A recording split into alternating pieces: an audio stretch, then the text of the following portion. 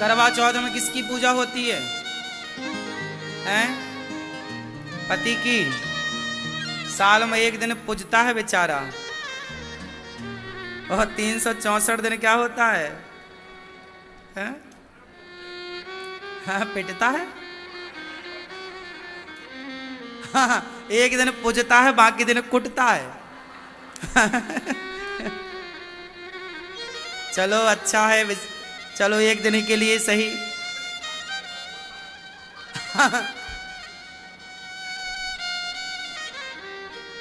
अच्छा है। वैसे करवा चौथ ना बहुत अच्छा है। करवा चौथ आता है तो बहुत कुछ सिखाता है। करवा चौथ क्या सिखाता है? अच्छा बताओ, करवा चौथ क्या सिखाता है? भैया जी बताओ, करवा चौथ क्या सिखाता है? करवा चौथ सिखाता है नारी का समर्पण। स्त्री और सन्यासी। हमारे देश में एक परंपरा है, सन्यास परंपरा। सन्यास, जब कोई व्यक्ति सन्यास लेता है तो वो सन्यासी अपनी माँ, अपना पिता, अपना परिवार, अपना नाम, अपना गोत्र त्यागता है। तब जाके वो क्या बनता है? सन्यासी। और जो त्याग सन्यासी करता है वही त्याग एक स्त्री भी करती है। स्त्री भी अपनी माँ, अपना पिता, अपना परिवार, अपना भाई बहन, आंगन, अपना नाम, अपना गोत्र, माथा उसका होता है पर मांग पति के नाम की होती है। हाथ उसके होते हैं, मेहंदी पति के नाम की होती है। पेट उसका होता है, बच्चा पति के नाम का होता है। गला उसका होता है, मंगलसूत्र पति के नाम का होता है। नारी का श्रृंगार पति के लिए होता है। नारी पति के साथ महलों में भी रहती है और पति के साथ घास की कुटिया में भी रहती है। नारी ये नहीं देखती कि मेरे पति के पास धन कितना है।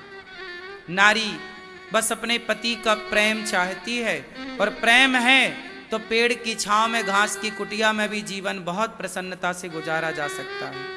और प्रेम नहीं है, पैसा है, तो महलों में भी वो महल काटने को दौड़ते हैं जहां प्रेम ना हो। रिश्तों में समर्पण चाहिए, प्रेम चाहिए, तब रिश्ते बेहतर होते हैं। और समर्पण की प्रतिमूर्ति कौन है? आज हम आपसे कहें कि समर्पण की चलती फिरती मूर्ति का नाम बताओ, तो पत्नी है। जितना समर्पण एक स्त्री करती है, सोचिए कौन है जो अपना गोत्र छोड़ दे, अपनी जात छोड़ दे, अपना नाम छोड़ दे। इस सारे रिश्ते, सारे संबंधों में केवल पत्नी का संबंध ऐसा है जो नाम गोत्र छोड़कर आपके नाम गोत्र से जानी जाती है। इतने सारे रिश्तेदार हैं आपके, लेकिन उन सारे रिश्तेदारों में एक रिश्ता है पत्नी का, जो आपके लिए है, सिर्फ आपके लिए। इसलिए हर पुरुष को अपनी स्त्री का, अपनी नारी का सम्मान करना चाहिए। करवा चौथ में आपने बहुत कुछ देखा होगा। बेचारी दिन भर व्रत रखती है पति की लंबी आयु के लिए। मैं जल्दी मर जाऊं, मेरे पति की आयु। भारत की स्त्री चाहती है कि मेरी उम्र से ज्यादा उम्र मेरे पति की हो, मैं जब मरूं तो सुहागन मरूं। ये भारत की स्त्री वरदान मांगती है। एक भारत की स्त्री ही अपने से अधिक आयु पति की चाहती है, और पति की लंबी आयु के लिए वो नाना प्रकार के व्रत करती है। और उन्हीं व्रतों में एक व्रत होता है करवा चौथ का। करवा चौथ के दिन वो चलनी उठाती है, और चलनी का जो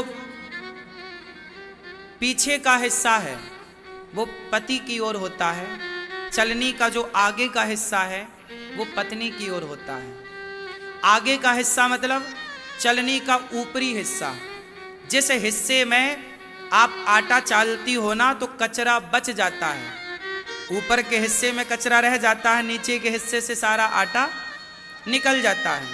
तो जिस हिस्से पर चलनी कचरा बचा के रखती है वो हिस्सा नारी अपनी ओर करती है, चलनी उस हिस्से का मुंह अपनी ओर होता है। मानो नारी ये कहती है कि हमारे और आपके रिश्ते में कोई आँच आई, कोई संकट आया, कोई दुख आया तो वो सारा दुख दर्द पीड़ा मेरी तरफ आ जाए, आपकी तरफ केवल सुख चैन आनंद जाए।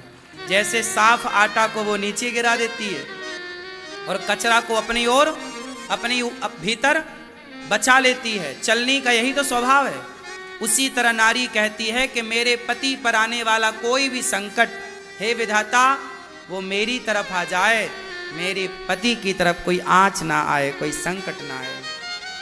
ये चलनी का आशय है, इसलिए नारियां चलनी से अपने पति का मुंह देखती हैं। चलनी का अर्थ है कि मैं आपके जीवन में आने वाले संकट को पहले मैं लूंगी, फिर बचा हुआ आखिरी में, छना हुआ आपकी तरफ, और संकट मेरी ओर, दुख मेरी ओर, सुख आपकी ओर। उसमें एक दीपक भी रखती है चलनी में। दीपक रखने का आशय है कि स्वामी, एक पत्नी कहती है अपने पति से, हे प्राणनाथ, मैं अपना सब कुछ तज कर आई और आपने भी हर समय मेरा साथ दिया। हे प्राण प्रिय, जैसे ये दीपक का प्रकाश चारों ओर फैल रहा है, नारी चाहती है कि मेरे पति की कीर्ति का, यश का प्रकाश भी इस दीपक की तरह चारों ओर फैले। और याद रखिएगा, जब वो चलनी पर दीपक रखती है तो दीपक के तले जो अंधेरा होता है वो पत्नी की ओर होता है, और छन्नी से, चलनी से छन करके प्रकाश नारी की तरफ जाता है। भाई दीपक जब रखेंगे चलनी पर तो उस पर अंधेरा तो पत्नी की तरफ आ गया ना, दीपक के तले अंधेरा। तो नारी कहती है कि यदि कुछ अंधकार है जीवन में, कुछ दुख का साया है, तो वो मेरी तरफ रह जाए और ये प्रकाश प्रकाश आपकी तरफ, सुख सुख आपकी तरफ, आनंद आपकी तरफ पहुंचे। जैसे दीपक में दो चीजें होती हैं, मूलतः होती तो दीपक सहित चार चीजें होती हैं। पहला तो होता है दिया, दूसरा होती है बाती, तीसरा होता है तेल, और चौथी होती है अग्नि, आग जो जल रही है, जो ज्योति है। नारी कहती है कि इस दीपक की कीमत कब तक है? जब तक ये जल रहा है। हे प्राणनाथ, ये जो पवित्र अग्नि है, इसी अग्नि के फेरे लेकर हमने और आपने रिश्ता जोड़ा था। आज ये दीपक की रोशनी देख रहे हैं, ज्वाला देख रहे हैं, लौ देख रहे हैं, ज्योति देख रहे हैं। ये दीपक की जो ज्योति है वो है आप, और जो ये बाती है ये हूं मैं, और ये जो तेल पड़ा है, याद रखिएगा, ये दीपक तब तक ही जलता है जब तक तेल होता है, जब तक परिवार का, पत्नी कहती है कि परिवार प्यार ना करे चलेगा, सास प्यार ना करे चलेगा, ससुर प्यार ना करे चलेगा, पर हे प्राणनाथ, मैं चाहूंगी सब मेरा साथ छोड़ दें, लेकिन आप मेरा साथ कभी ना छोड़िए। आपका साथ तेल की तरह है, आपका साथ रूपी तेल नहीं मिलेगा तो मैं बुझ जाऊंगी, क्या करूंगी? तो आपका साथ तेल की तरह, तो आपका साथ हमें चाहिए, और तब ये बाती आपकी तरफ समर्पित रहेगी। और ये जो दीपक है, ये घर, ये परिवार हमारा, ये दीपक है कि दिया है। इस परिवार में आपके बिना सब कुछ अंधकारमय है, मेरे जीवन का प्रकाश तो आप हैं। इसलिए नारी कुछ कहती नहीं है, पर वो दीपक, वो चलनी, वो करवा, छोटा सा कलश होता है, उससे नारी चंद्रमा को अर्घ देती है। वो छोटा सा माटी का एक पात्र होता है, मिट्टी का बर्तन।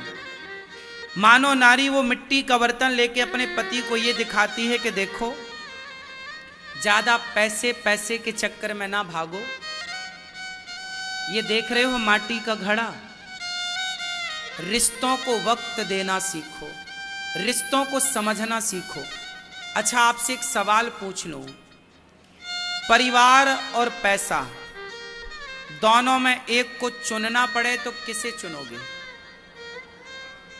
जब हमारे देश का बंटवारा हुआ, पाकिस्तान और हिंदुस्तान बना, उस समय पाकिस्तान से जो हिंदू भागे तो वो प्रॉपर्टी के कागज लेकर नहीं भागे थे, सोना लेकर नहीं भागे थे, पैसा लेकर नहीं भागे थे, बच्चों का, माता पिता का हाथ पकड़ करके भागे थे। जिनकी संपत्ति अथाह थी, वो संपत्ति की ओर ना देखकर बच्चों को गोद में लेके भागे थे, पत्नी का हाथ पकड़, बूढ़ी माँ का हाथ पकड़ भागे थे। याद रखना मेरी माँ, रिश्तों से बड़ा कभी पैसा था ही नहीं। आज पैसों के कारण रिश्ते बिगाड़ दिए जाते हैं। मैं चाहूँगा कि इस करवा चौथ को हर पति को अपनी पत्नी से ये जरूर कहना चाहिए कि मैं रिश्तों को ऊपर रखूँगा, पैसे के ऊपर कभी नहीं रखूँगा। मेरे लिए मेरा परिवार सर्वोपरि है। सबसे पहले परिवार। पैसा तो आएगा, आप जहां जाओगे वहां कमा लोगे। परिवार को महत्व देना सीखिए।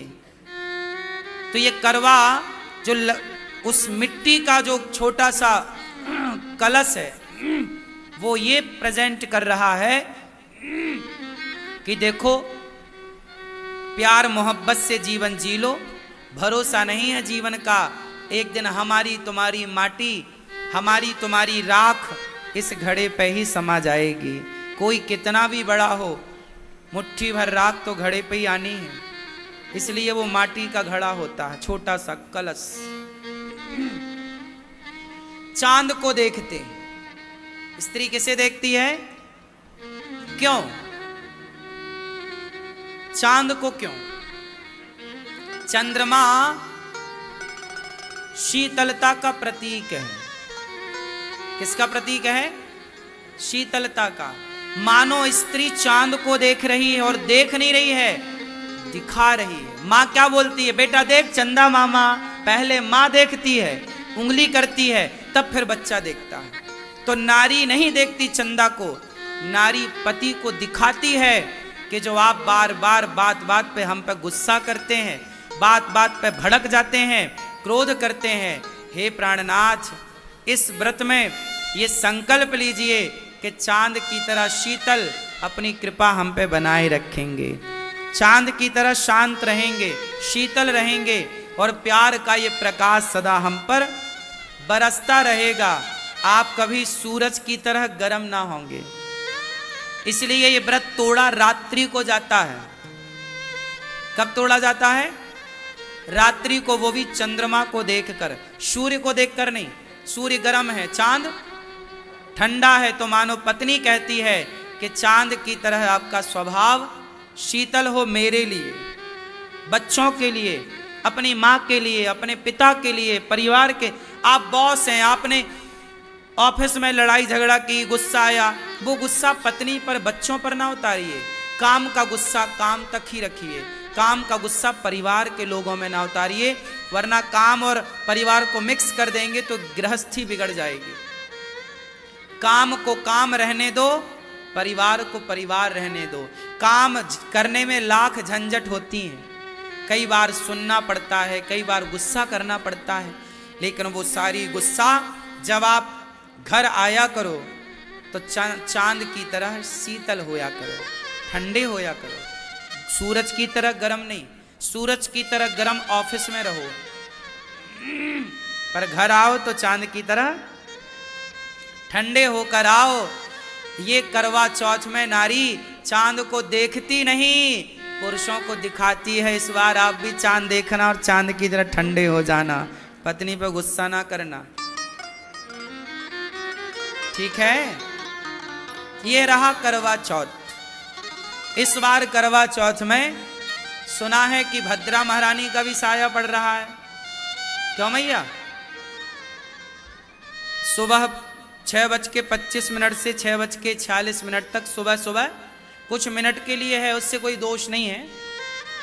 पर आज कल आप मतलब जब आप व्रत करना करवा चौथ का, तो सबसे पहले भगवान श्रीमन्नारायण शालिग्राम जी को, गोपाल जी को स्नान कराना। स्नान करा के सबसे पहले चरणामृत लेना। भगवान का क्या लेना? कहते हैं निर्जला होता है ये व्रत, पानी भी नहीं पीती माताएं, सही है। तो आप चरणामृत, यदि चरणामृत पीने से वैसे दोष नहीं है, फिर भी आप अपनी होंठों से चरणामृत को स्पर्श कर सकते हैं। भगवान के चरणामृत को स्पर्श करके अपने व्रत को स्टार्ट कर सकते हैं भगवान से, भगवान श्रीमन्नारायण के नाम लेकर के। श्रीमन्नारायण श्रीमन्नारायण कह के अपने व्रत को स्टार्ट करिएगा। और कुछ नाम मैं बता रहा हूं, वो नाम ले लेंगे तो जो भद्रा का दोष है, वैसे दोष कुछ विशेष है नहीं, पर यदि भद्रा का कुछ मिनट के लिए भी यदि दोष है तो उसकी निवृत्ति के लिए कुछ नाम मैं बताऊंगा। उन नामों को लेकर के आप अपना व्रत स्टार्ट कर सकते हैं। धन्या, दधिमुखी, भद्रा, महामारी, है ना, खरानना, कालरात्रि, महारुद्रा, विशिष्टा, कुलपुत्रिका, भैरवी, महाकाली, असुर क्षयकरी, असुर क्षयकारी, ये नाम 12 नाम लेकर के आप व्रत को स्टार्ट करें। कहते हैं कि पति पत्नी दोनों कच्चे दूध में थोड़ी सी हल्दी मिलाकर, भगवान शिव का कहीं मंदिर हो आसपास तो दोनों जन पकड़ करके लोटा और कच्चा दूध में हल्दी मिला करके दोनों शिव जी को दूध का अभिषेक करके हल्दी वाले दूध से, और फिर आप व्रत को स्टार्ट करेंगे तो आपकी गृहस्थी बहुत अच्छी होगी। और पुरुषों के लिए बताऊं, इस करवा चौथ में, इस करवा चौथ में आप अपनी पत्नी को गिफ्ट में क्या देंगे? क्या देने का सोचा है? क्यों? प्रेम? सस्ते? इस बार पत्नी को कुछ चांदी का दीजिए।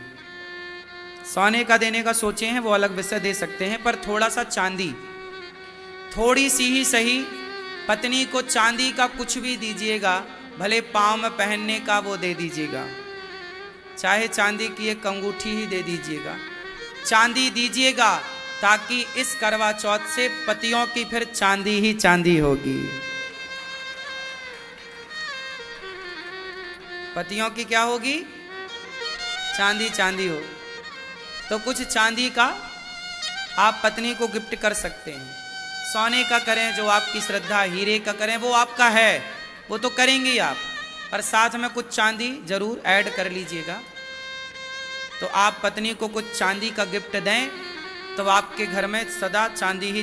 अरे हमारी जो पत्नी है, पत्नी ही तो लक्ष्मी है, वो खुश तो लक्ष्मी माता खुश, और वो दुखी तो फिर आप दुखी।